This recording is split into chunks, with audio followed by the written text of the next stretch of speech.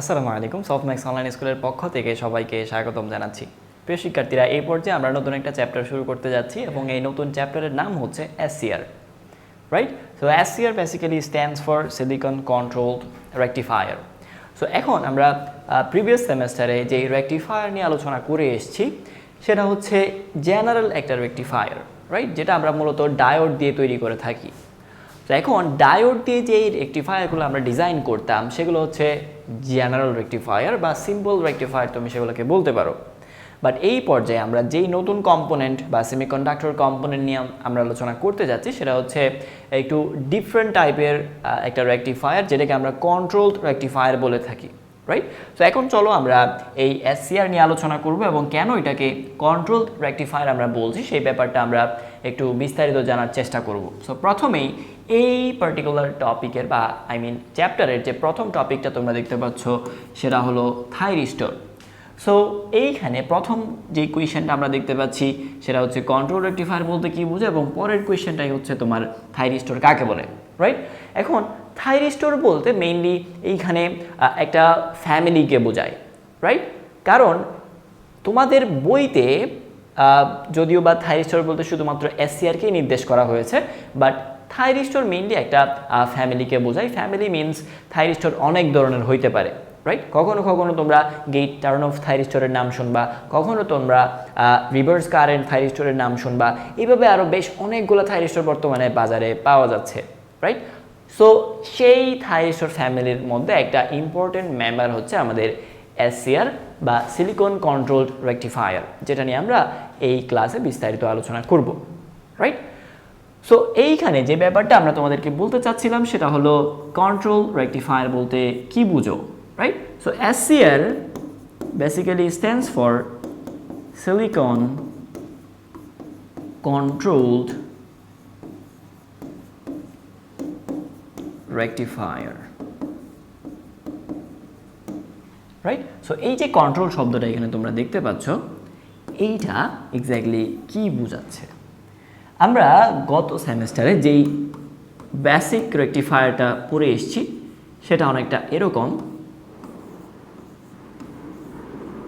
Right?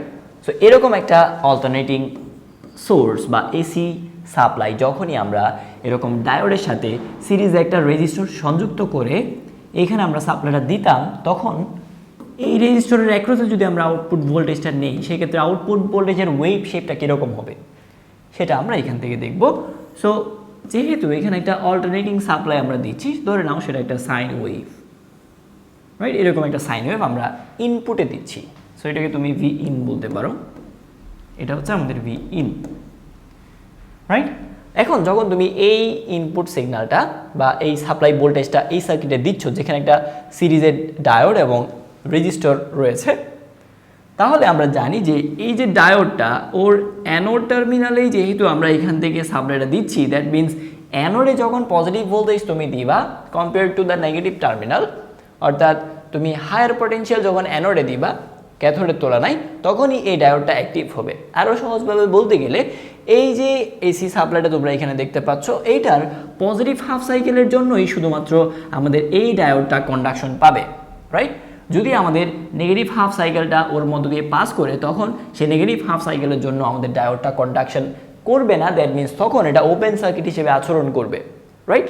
তাহলে আমরা যদি পজিটিভ হাফ সাইকেল এখানে সাপ্লাই দিই, তাহলে আমরা যেই সার্কিটটা এখান থেকে পাবো সেই সার্কিটটা দেখতে অনেকটা এরকম হবে,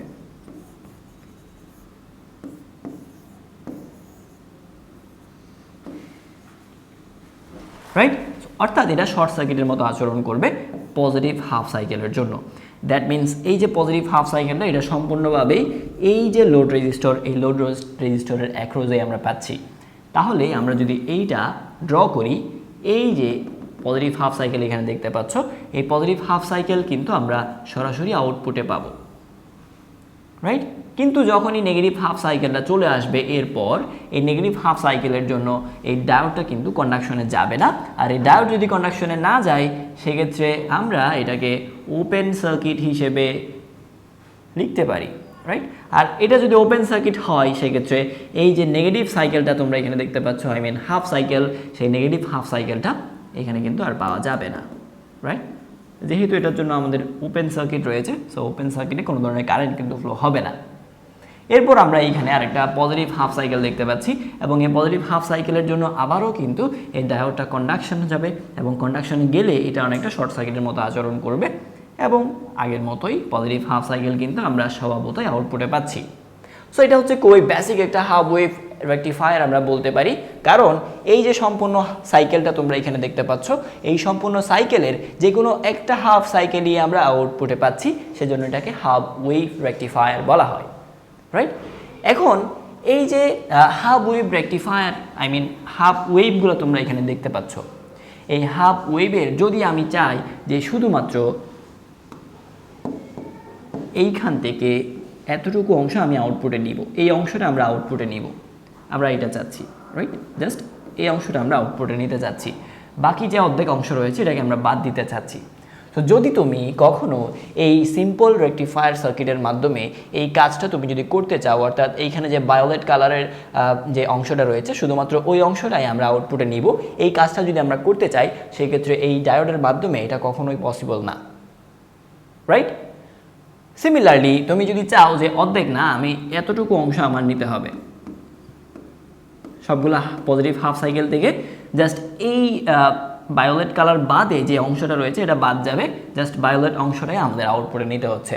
তো এরকম যদি তুমি কখনো করতে চাও, সেক্ষেত্রে কখনোই এই সিম্পল রেকটিফায়ার ডায়োডের রেকটিফায়ার সার্কিটের মাধ্যমে যেখানে ডায়োড ইউজ করা হয়েছে, এটা দিয়ে তুমি কখনো এই কাজটা করতে পারবা না, কারণ এই যে হাফ সাইকেলটা রয়েছে, এই হাফ সাইকেলের উপর তোমার কোনো ধরনের নিয়ন্ত্রণ নেই।